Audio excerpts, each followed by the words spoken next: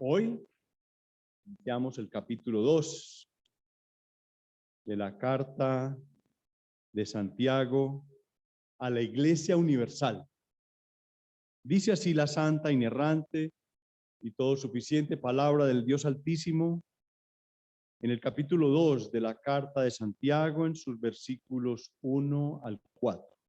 Hermanos míos, que vuestra fe en nuestro glorioso Señor Jesucristo sea sin acepción de personas, porque si en vuestra congregación entra un hombre con anillo de oro y con ropa espléndida, y también entra un pobre con vestido andrajoso, y miráis con agrado al que trae la ropa espléndida, le decís, siéntate tú aquí en buen lugar, y decís al pobre, estate tú allí en pie, o siéntate aquí bajo mi estrado.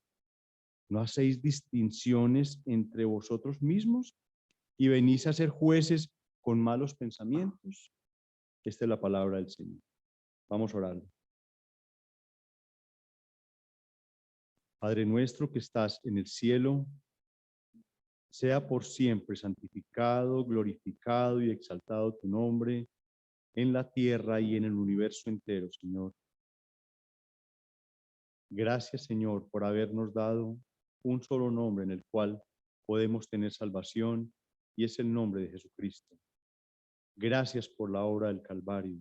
Gracias por la iglesia, que aunque nosotros no entendemos realmente qué es la iglesia en general, cómo funciona, cómo es este organismo en toda su extensión, nos acogemos a ella y te agradecemos por crearla, Señor. Gracias por tu palabra, gracias por habernos dejado tus preceptos y tus dichos escritos para que se conservaran año tras año, siglo tras siglo, después que fuesen copiados los originales y después las copias de las copias hasta llegar a nuestras manos. Gracias porque en este país todavía podemos tener un número indeterminado de Biblias en nuestras manos, en nuestras casas, en todas partes, Señor. Gracias porque podemos portarla hasta en nuestros vehículos y en nuestros celulares. Gracias, Señor, porque podemos leerla en el campo, leerla en la ciudad, leerla en las casas, en los templos, Señor. Hoy queremos seguir recibiendo la instrucción que nuestro hermano Santiago entregó a la Iglesia Universal. Enseñanzas prácticas, enseñanzas basadas en una fe determinada en nuestro amado Señor Jesucristo, pero prácticas en el sentido de nuestra forma relacional y de nuestra forma cómo debemos nosotros comportarnos, cómo debemos ser vistos como cristianos practicantes de una religión o de una relación con nuestro amado Dios. Gracias, Padre, te solicitamos y te pedimos que hoy haya conversiones, que hoy haya salvación en tu iglesia. Que esta palabra que va a ser predicada por esta persona, que realmente soy insubsistente, tú conoces absolutamente mis limitaciones, estamos un grupo de pecadores, Señor, hablando de tu palabra, relacionándonos entre nosotros imperfectamente, con amor imperfecto, pero lo único perfecto que nosotros tenemos aquí en la tierra es la Sagrada Escritura y tu Santo Espíritu, iluminando nuestras mentes y nuestros corazones con ella, Señor. Que siga siendo un faro para nosotros, que no quitemos los ojos en Cristo, nuestro autor y consumador de nuestra fe, Señor. Gracias por este día tan hermoso que has creado para nosotros el día de hoy. En el nombre de Jesús. Amén y amén. Muy bien.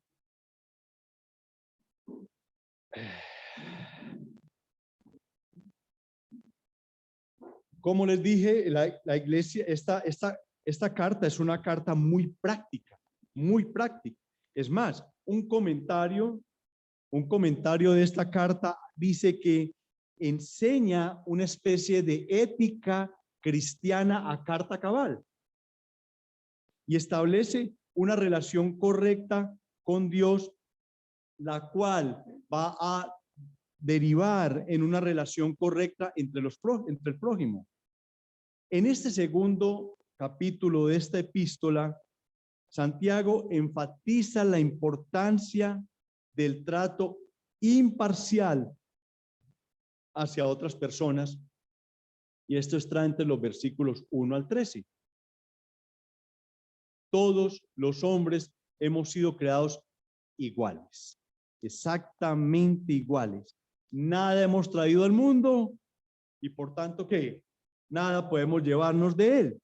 No podemos en ningún momento nosotros jactarnos de nuestras posesiones ni nuestros logros delante de su presencia, delante de la presencia de él, porque todo lo que tenemos viene de él.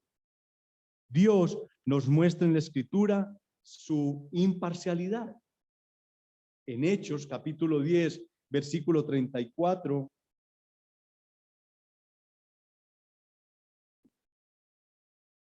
dice, entonces Pedro, abriendo la boca, dijo, en verdad comprendo que Dios no hace acepción de personas. Y en la primera epístola de Pedro, capítulo 1, versículo 17, dice, y si invocáis por Padre a aquel que sin acepción de personas juzga según la obra de cada uno, conducíos en temor todo el tiempo en vuestra peregrinación. Él, Dios, nos reclama que sigamos su ejemplo. También en este capítulo 2, lo veremos más adelante, veremos cómo la demostración de una fe viva y dinámica mediante buenas obras glorifican a Dios. Ojo, ojo, hablé una fe viva y practicante y dinámica mediante las buenas obras glorificamos a Dios, pero eso lo veremos semanas adelante si el Señor lo permite. Les voy a dar la descripción de un pez muy apreciado por los pescadores. Hay competencias mundiales. Es más, se necesita mucha inteligencia para poder cazar, para poder pescar a este pez. Se llama el marlin azul. Se trata el marlin azul es el marlin, porque hay muchas clases, el más grande del Atlántico. Puede superar 4 metros de longitud, aunque generalmente mide entre 1,80 y 3 metros. Pertenece a la familia de los Istiophoridae y se le conoce por diferentes nombres: marlin azul, aguja azul o aguja azul del Atlántico. Es de color azul oscuro en el dorso y blanco plateado en la zona central. Tiene el cuerpo alargado y cubierto de escamas, 2 aletas dorsales, la primera más grande y la mandíbula superior alargada en forma de espada. Este picudo vive en aguas subtropicales y tropicales del Atlántico, incluyendo las costas de las Islas Canarias, y con menos frecuencia en las aguas templadas del mismo océano. Se encuentra también en el Pacífico y en el Índico, donde el número de ejemplares ha disminuido drásticamente. ¿Saben qué? El Macaira nigricans es una de las especies más deseadas de la pesca deportiva. Existen competencias mundiales. Existe el campeón mundial que ha pescado el marlin azul más extraordinario. El animal es supremamente inteligente, aprende, sabe cómo lo van a pescar y saben. La lucha por conseguir un ejemplar de marlin azul está considerada una de las más espectaculares del mundo. Uno de los destinos más importantes para llevar a cabo es así en las Islas Canarias, donde se han pescado ejemplares de más de 500 kilos. Estaba escuchando la conversación entre 2 pastores y escuché cuando el uno le decía al otro, ¿cuántos marlin azul tienes en tu iglesia? El marlin azul se referían a aquellas personas que son ricos, que aportan mucho a la iglesia, lo cual yo vine a entenderlo después de qué estaban hablando porque me llamó mucho la atención. Ellos hablaban como si fueran, como pescar ese marlin, como traer ese rico a la iglesia como algo maravilloso para ellos. Después me entró una absoluta indignidad de lo que ellos estaban hablando. Además, en una iglesia a la cual pertenecía había unas sillas especiales para aquellas personas que eran los mayores diezmadores. Profundicemos, les voy a dejar eso en la mente. Marlin azul, lo voy a dejar en su mente. Vamos a ver este tema, es un tema sencillo y práctico, vamos a verlo de una forma sencilla y práctica igual. Primero, un mandato básico que nos está pidiendo el hermano Santiago, no favoritismo, sencillo, el versículo 1. Una segunda unidad de pensamiento es una ilustración entre ricos y pobres versículos 2 y 3, y qué implica este comportamiento, versículo 4. Vamos a ese mandato básico. Hermanos míos, que vuestra fe, oiga, mire cómo dice, que vuestra fe en nuestro glorioso Señor Jesucristo, mire lo que pone adelante, sea sin acepción de personas. Que vuestra fe, la idea es que estos destinatarios, por lo que él estaba escribiendo, ya estaban involucrados en esta práctica del favoritismo. El apóstol les pide que cesen de hacer lo que han estado haciendo. Esta exhortación, sin duda, tiene relación a la enseñanza tocante de esa relación pura y sin mancha que dejamos en el capítulo 1. Él está hablando de una relación pura, sin mancha, y después les da esta exhortación. Entonces tiene absoluta relación. La religión del cristiano está basada en su fe personal en el Señor Jesucristo, el Señor de la gloria, como lo dicen algunas otras versiones. La enseñanza que el apóstol desea comunicar es que el favoritismo es incompatible con la fe en el Señor Jesucristo. No es compatible.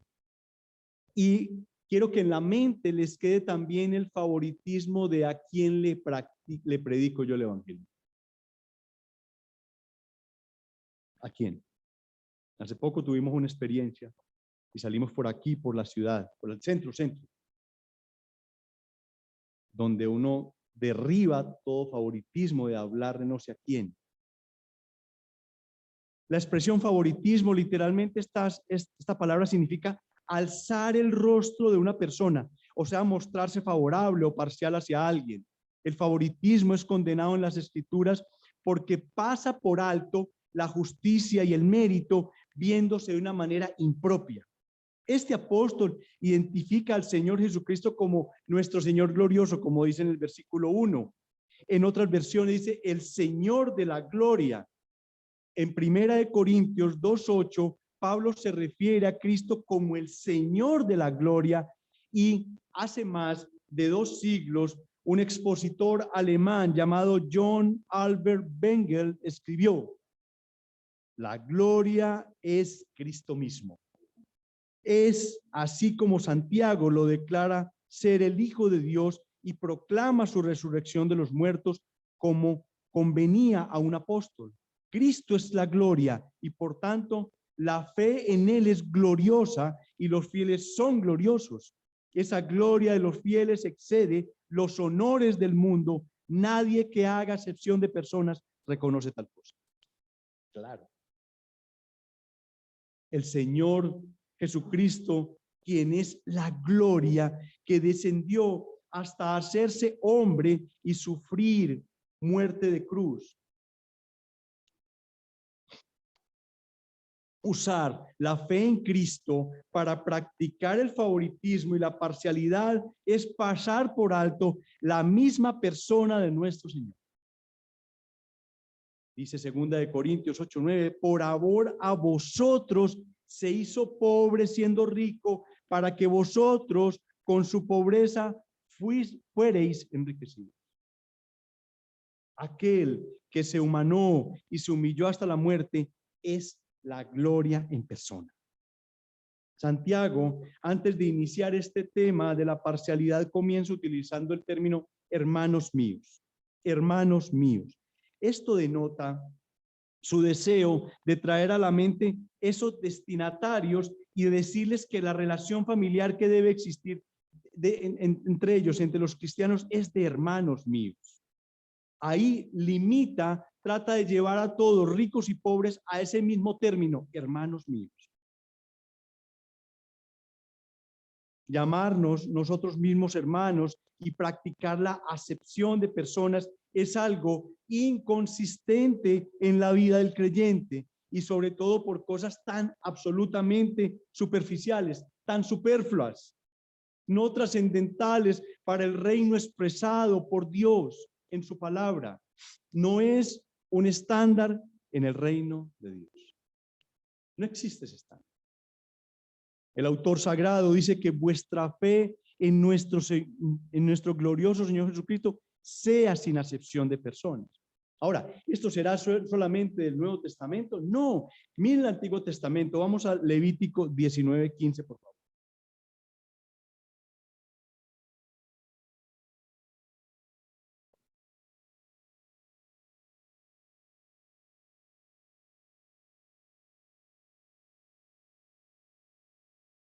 Dice así la palabra del Señor. 19:15. No harás que injusticia en el juicio, ni qué, ni favoreciendo al pobre, ni complaciendo al grande. Con justicia juzgarás al prójimo. Los judíos en su momento, en su época, sabían que existía una ley en contra del favoritismo y ese juicio parcial que ellos podían tener, tal vez alegando algún desconocimiento, pero la ley estaba. Y quizás lo que estaba haciendo ahora Santiago era reclamándonos que no solamente fuéramos oidores de la palabra, sino que también la practicáramos como lo exigía. La misma fe en el glorioso Señor Jesucristo debe hacer ver al creyente que no debe existir ninguna parcialidad. Jesucristo mismo es el ejemplo de ello. Cristo reveló la gloria de Dios. Hebreos 1:3, mire cómo dice, el cual siendo el resplandor de su gloria y la imagen misma de su sustancia, y quien sustenta todas las cosas con la palabra de su poder, habiendo efectuado la purificación de vuestros pecados por medio de sí mismo, se sentó a la diestra de la majestad en las alturas. Él mostró la gloria de Dios. Cristo, la gloria de Dios encarnada, no tuvo jamás acepción de personas, sino que enseñó lo contrario. Hechos 10:34 dice, entonces Pedro, abriendo la boca, dijo, en verdad comprendo que Dios no hace acepción de personas, como leímos en la introducción.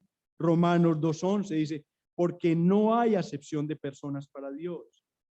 Filipenses 2:6-7 dice, el cual, siendo en forma de Dios, no estimó el ser igual a Dios como cosa que aferrarse, sino que se despojó a sí mismo, tomando forma de siervo, hecho semejante a los hombres. Si nuestro Señor Jesucristo hubiese tenido en su mente hacer acepción de personas, habría venido a la tierra.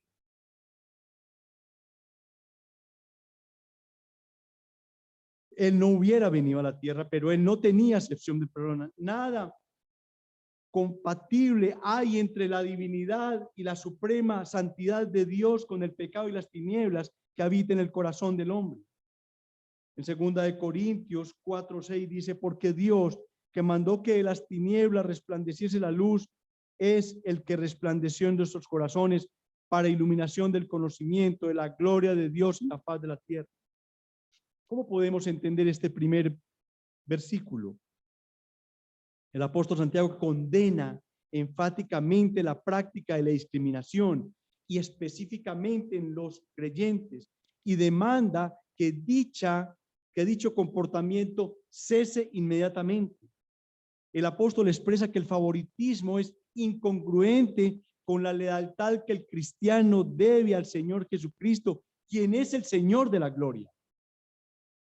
Estimar o pretender estimar a una persona por encima de la otra o dar mayor consideración a aquel que está en el más alto nivel de la escala social es una negación de la fe cristiana y una contradicción flagrante a las escrituras. Deuteronomio 1:17 dice, en la parte inicial dice, no hagáis distinción de personas en el juicio, así al pequeño como al grande oiréis. Eso tiene que ver con esta parte inicial que hemos llamado ese mandato básico. Ese es el mandato básico, sencillo, práctico. Lo otro, el hermano Santiago nos trae una ilustración entre ricos y pobres que está en el versículo 2 y 3. Porque si en vuestra congregación entra un hombre con anillo de oro y con ropa espléndida, y también entra un pobre con vestido andrajoso, y miráis con agrado al que trae la ropa espléndida y le decís, siéntate tú aquí en buen lugar, y decís al pobre, estate tú allí en pie o siéntate aquí abajo bajo mi estrado. Aquí vemos una especie de dramatización que Santiago hace puntualmente de las formas que se estaban reflejando en esa parcialidad en la iglesia. Había una especie de favoritismo que estaba dándose hacia los ricos y quizás estaba ofreciendo tanta manifestación que era ya muy notoria. Se miraba con mucho agrado al rico, pero al pobre se trataba de una forma distinta. Ese tema de los anillos de oro, de la ropa brillante, era algo que usaban los ricos. Entre más brillante tuviera brillante su ropa, entre más anillos de oro tuvieran los dedos, estaba mostrando un estatus social diferente.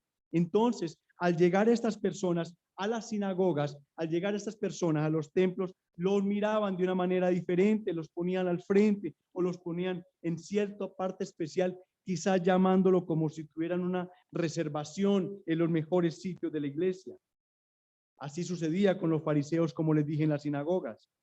Ellos llegaban a las sinagogas creyéndose superior a todo el mundo, entraban y tenían un sitio especial con cierta apariencia de blancura, pero en Mateo 23 se le llama sepulcro blanqueado.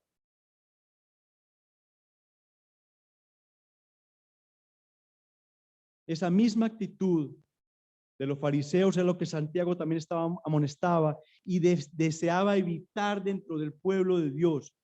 Todos los creyentes debemos tener sumo cuidado de no hacer favoritismo dentro de la iglesia y hacer una distinción entre un hermano y el otro en contra de la voluntad de Dios. ¿Quién de aquí es superior al otro? Podemos, este man me cae más mal. Somos iguales. Iguales. Al lado tuyo hay un pecador, hasta menos pecador que vos. Somos exactamente iguales delante de Dios. Cuando Dios en ese eterno pasado entregó la lista, es el libro de la vida donde el Cordero iba a morir por ellos, Él amó a toda su gente de una manera igual. Un amor que nosotros no entendemos. Es el mismo amor de ese día, el mismo amor cuando nacimos, el mismo amor hasta que nos hemos convertido en exactamente el mismo amor. Pero aquí nosotros hemos inventado una clase de amor diferente y podemos amar más al uno que al otro. Posiblemente hay personas que nos caen mejor que otras, claro que sí. Pero tenemos ese pecado dentro de nosotros, el cual tenemos que llevarle al Señor como algo que no debe ser dentro de la iglesia. La iglesia tiene que mostrarse diferente al mundo, porque el mundo sí hace acepción de personas. En el mundo hay clases sociales, favorecen más al rico, oprimen más al pobre y quizás la apariencia externa es siempre el reflejo para el mundo es del reflejo del interior de los hombres. Cuando una mujer mira a otra mujer, hay una especie de escáner. No. Al hombre nos critican que miramos las mujeres, claro, y es un pecado y nos quedamos ahí embelesados. Pero la mujer llega a hacer un escáner, bolso lo compró en tal parte, le costó tanto. Ese es el mundo, así se vive el mundo. Si tú vas a un gimnasio y miras la ropa deportiva que usan las personas, la gente sabe qué clase de persona es la que está haciendo gimnasia ahí. Si tú vas con tus tenis Panam, ¿todavía no existen los tenis Panam? ¿Ya se acabaron? Ah, no, ya no. Ah, bueno, entonces no. Listo. Ok. Entonces, clasificamos las personas de acuerdo a esa apariencia externa. No, no.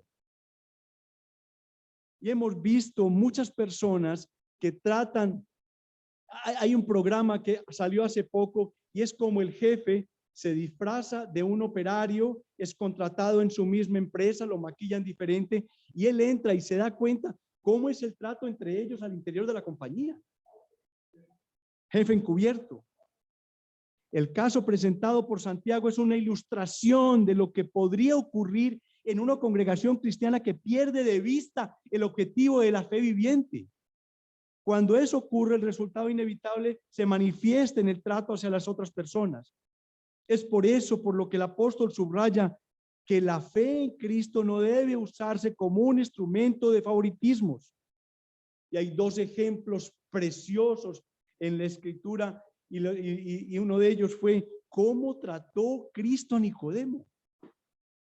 Pudo haber barrido y trapeado con él, pero lo trató con un amor extraordinario, una cortesía extraordinaria, una deferencia magnífica. Y ahora a la mujer samaritana. ¡Wow! Eran enemigos, no se amaban ambos pueblos, y él la trató de una manera tan extraordinaria. Es más, le dio una comisión maravillosa para que fuera a su pueblo a hablar de lo que estaba pasando. Uno de los aspectos más extraordinarios de la iglesia primitiva fue que ella no practicaba la acepción de personas. La iglesia primitiva, los considerados esclavos eran tratados con la misma dignidad que sus amos. Estaban en la congregación, amos y esclavos, eran exactamente iguales. Es más, se detalla en algunos escritos antiguos de esclavos, de un esclavo que era el anciano y su jefe, o sea, su dueño, era un miembro raso al cual le debía autoridad espiritual. Qué cosa tan maravillosa. Es más, posiblemente un amo fue bautizado por su siervo. Desafortunadamente, el mundo permeando la iglesia, trayendo costumbres extrañas a la iglesia, y que lo deja como un ejemplo Santiago, eso se convirtió en una realidad palpable en la iglesia.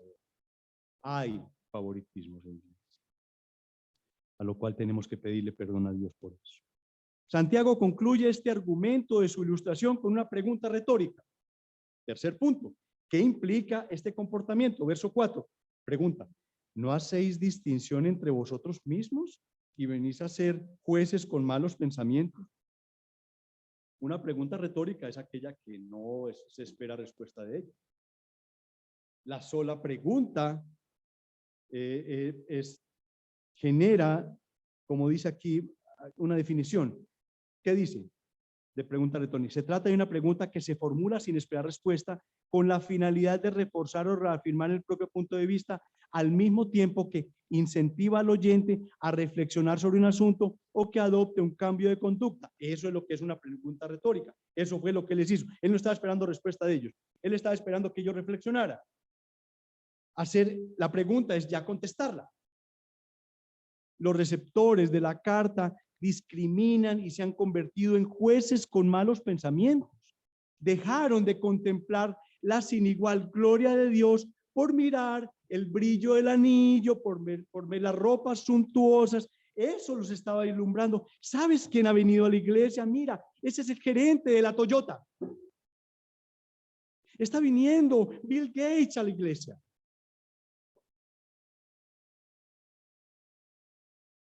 Hay iglesias, sede una, tal vez se llamen lugares de su presencia, donde hay un sitio especial para aquellos grandes actores, porque se volvió una de esas iglesias donde va toda la farsándula y la farándula de Bogotá. Y tienen un sitio especial. Son sillas para que tú te sientas bien. No así duras que ustedes están sufriendo ahí, ya con 15 minutos aquí ya están sufriendo. No, sillas donde te sientas cómodamente, y si te quieres retirar para atrás y dormir un rato, está bien, hazlo.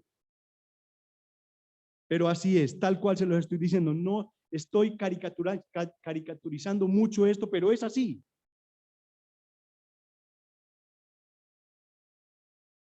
Ahora, su obligación era, ojo, la obligación de la iglesia es honrar a Cristo en los pobres.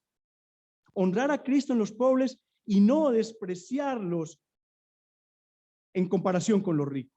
El favoritismo fue sobre la apariencia y no sobre la base de la fe en Cristo. Santiago no está recriminando a jueces reales, no, sino a miembros de la iglesia. Y esto se debe considerar como un gran pecado. Preguntémonos lo siguiente: ¿eres justo al actuar de esa manera? ¿Es justo actuar de esa manera? No lo es. ¿Tu corazón demuestra justicia? Tampoco lo debe ser.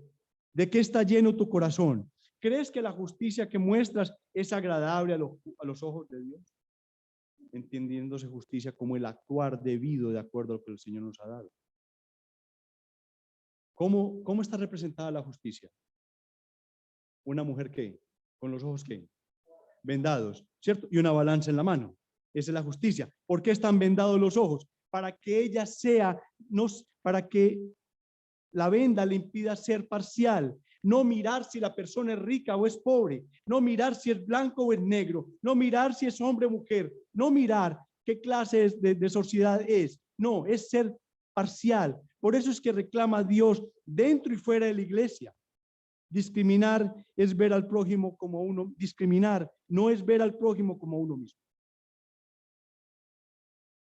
El hacer juicio no es en sí pecaminoso, no. Pero el pronunciar un veredicto antes de examinar las evidencias sí lo es. El caso propuesto por Santiago ilustra tal acción. La congregación pronuncia juicio a base de apariencias externas de dos clases de personas diferentes, de dos visitantes diferentes. Da el lugar de honra a uno y la deshonra al otro, olvidándonos que junto a la cruz todos los hombres estamos en el mismo. Amén.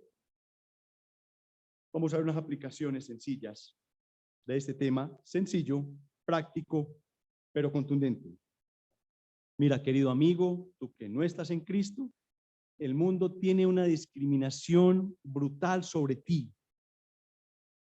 Para el mundo, el pobre no existe, es algo que es desechable. Es más, hace parte solamente de estadísticas. Es utilizado para ser receptor de donaciones, para bajar impuestos en las grandes corporaciones. Si te crees, ahora, tú, querido amigo, si te crees rico o acomodado, te tengo noticias. Eres absolutamente paupérrimo en dignidad y espiritualidad delante del Señor. Eres andrajoso delante del Señor. Tus ropas, tus carros, tus villas, tus propiedades, tus títulos son nada delante del Señor. Tu situación es lamentable. Ven, te lo pedimos, esta iglesia y yo, te pedimos que vengas a pertenecer a la mejor ciudadanía del mundo, a la mejor familia del mundo, a la que tiene mayor abolengo, la de Cristo, la que nunca discrimina. Niños, miren niños, nunca miren por encima del hombro a nadie, tus amiguitos. Tus amiguitos son exactamente iguales a ti. Unos podrán usar una ropa diferente a la tuya. Unos podrán usar unos tenis diferentes a los tuyos. Unos podrán quizás tener 10 colorcitos. Tú puedes tener 50. No mires nunca por encima de ti a nadie. Créanme, yo tuve compañeros en el colegio que eran muy ricos y después de mucho tiempo, por desgracias de la vida, llegaron a empobrecerse. Y también tuve personas muy pobres que después al tiempo fueron ricos. ¿Qué tal si entre nosotros nos hubiéramos mirado diferente? Para los niños. Para la iglesia.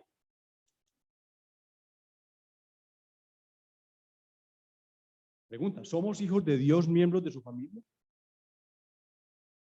¿Por qué razones fuimos recibidos por Él? O sea, ¿por qué nos recibió Él? Tal vez fuimos admitidos en la familia de Dios por los logros que teníamos. Somos gerentes, somos directores, somos ingenieros, somos unos matemáticos, somos excelentes contadores. Tal vez fuimos recibidos porque somos muy inteligentes. O tal vez por las relaciones que teníamos, es que este es amigo de. O tal vez fuimos recibidos en la familia del Señor por lo importante que somos, por el dinero que tenemos, por las relaciones, por lo famosos, por lo bonitos, por nuestro pedigrí, porque fuimos descendientes tal vez de judíos. No. Para ser aceptados nosotros como la iglesia del Dios viviente, nosotros piedras vivientes, para ser aceptados tuvimos que humillarnos todos, igualitos, igualitos, porque teníamos todos una miseria moral y espiritual. Es más, nuestra indignidad era absolutamente escandalosa.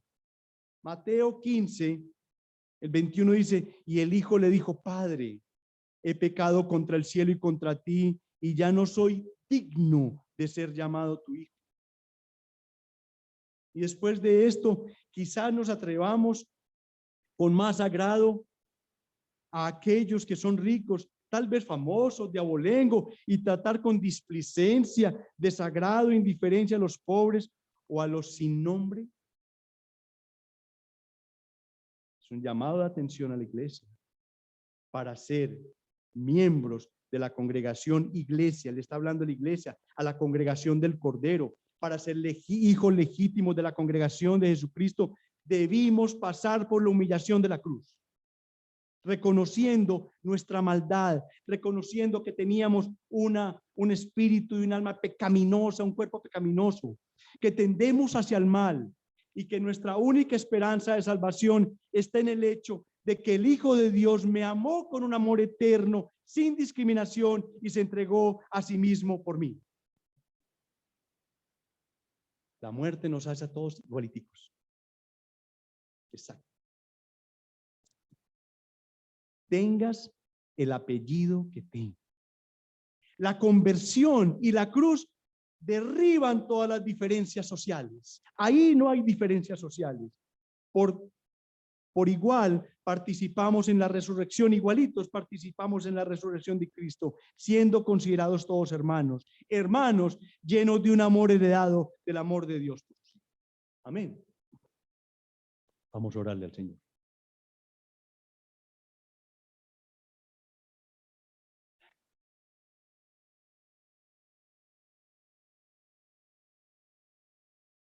Nuestro Padre,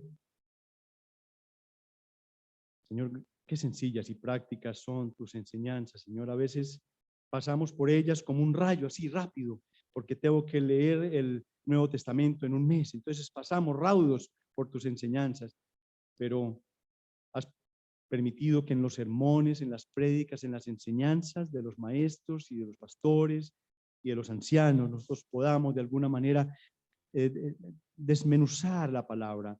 ¿Qué querer, qué quieres que nosotros oigamos, Señor? Gracias por eso. Gracias por entender que la iglesia no debe tener favoritismos en nada que tenga que ver con clases sociales, o que este es rico o pobre, o que este es negro, o que este es blanco, o que este es costeño, o que este es latino, o que este es de raza aria. No, no, Señor. O que este es ucraniano, o que este es ruso. No. En la iglesia primitiva se juntaban enemigos. Enemigos se encontraron ahí en la iglesia adorándote a ti, Señor. Quizás, Señor, como lo enunciaba ahora, permeados por el mundo, quizás hemos mirado a una persona por encima del hombro de otra. Señor, perdónanos. Perdona tu iglesia. Coloca en nuestros corazones ese discernimiento y la sabiduría, Señor, para poder tratar al uno y al otro en el mismo nivel, con el mismo amor, con la misma ternura, con la misma paciencia. Amarlos igual. Estamos en este mundo recorriéndolo con la imperfección de nuestro amor, con la imperfección de la relación entre nosotros mismos. Todos hemos pecado en relación a eso, Señor. Ayúdanos a amarnos exactamente igual, Señor. Y te pido de una manera especial que coloques en mis hermanos y en mí un corazón evangelizador, un corazón que no mire si la persona está vendiendo dulces en la calle o es el tío rico que yo quiero llevar a la iglesia.